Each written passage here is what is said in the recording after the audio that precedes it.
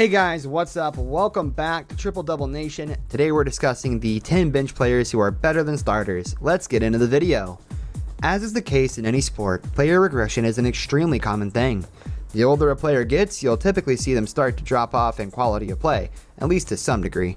It's just the natural progression of a career. Former star players are eventually going to see their playing time dwindle into that of a bench player. It's not a slight to them, just recognition of the fact that they generally aren't the same caliber of player they once were. We can observe plenty of this in the NBA right now. Conversely, there are career bench players who probably deserve a chance to be on the starting five somewhere. Being a threat off the bench has its place and is an important aspect to winning most games, but it's safe to say that none of the players in this category would turn down the opportunity to be on the floor with a starting unit. These often underrated players are the backbone of many teams and deserve more credit as they come off the pine to make big plays. Let's take a look at some examples of each. Number 10, Marcus Smart. The hype on Smart was huge coming out of college, and since then he's been able to carve out a niche role for himself on the Celtics. It may not be what everybody expected for such high draft pick, but the return is decent all the same. Smart is a very good player when healthy, and he should be one of the go-to guys off the bench in Boston for the long term. Of course, with Kyrie Irving on the team now, Smart doesn't need to carry the offense or even run the point on a consistent basis. He'll get his minutes coming off the bench, but there's no need to rush him into a full-time role with the current roster configuration.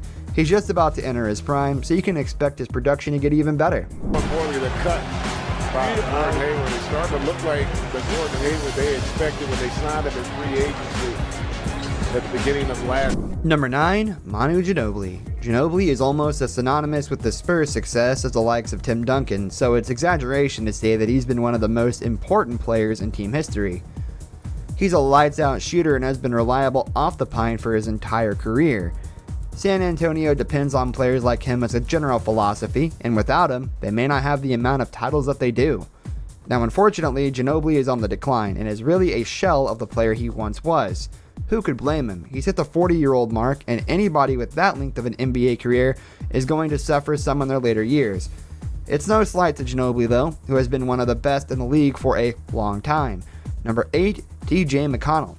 An underdog story if there ever was one. McConnell had to scrap and claw his way to the league and has molded himself into a valuable backup on a Sixers team with multiple stars. He runs the point when Ben Simmons is on the bench and ends up contributing in a variety of ways, all of which are an asset to this young Sixers team. McConnell knows his bounds as a player, but he's also willing to take risks, which is a rare combination for a player in this role. He'll probably end up getting the chance to start somewhere if he wants to, and should continue to play well on another roster. Number 7, Richard Jefferson. Finding new life on the LeBron-led Cleveland teams in recent years, Jefferson continues to defy the odds and remain in the league even as he hovers around the age of 40.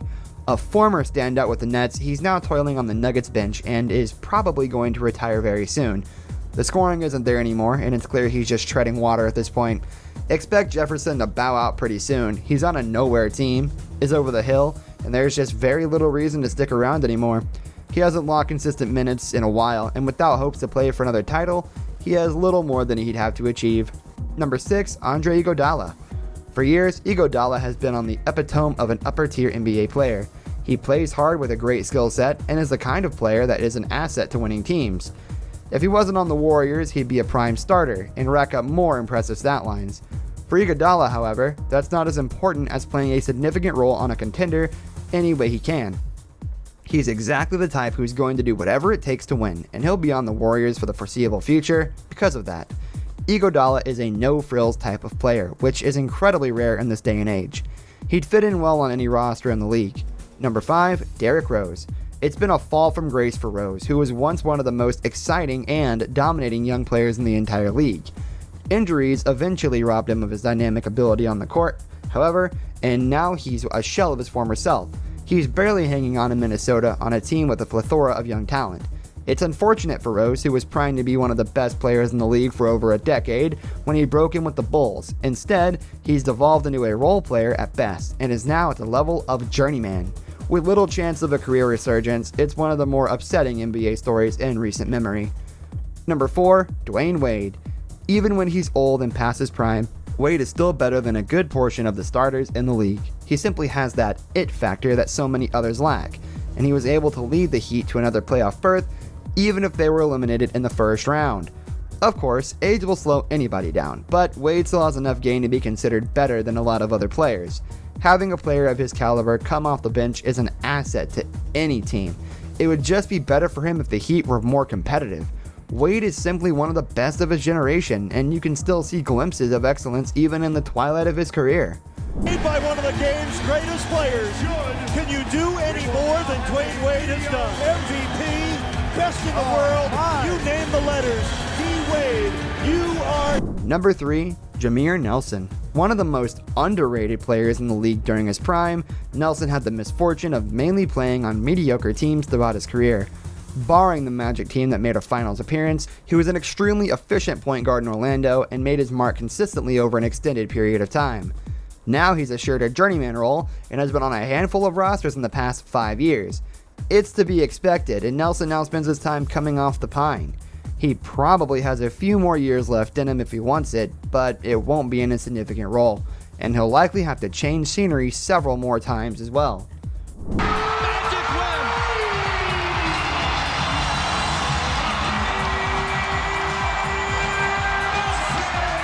Number 2, Lou Williams. One of the best sixth men in NBA history, Williams has made a career of torching the opposition off the bench. He's a dynamic scorer when he wants to be, and he consistently averages more points than most starters. It's a rare thing to observe in the NBA, a player who can score at will over such a long period of time without ever really being a starter. It's probably fair to say that he wants off the Clippers roster right now, but there should be plenty of bidders for a bench player of Williams' caliber.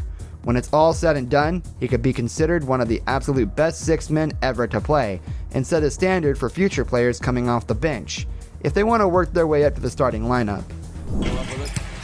C.J. Williams. Will Williams.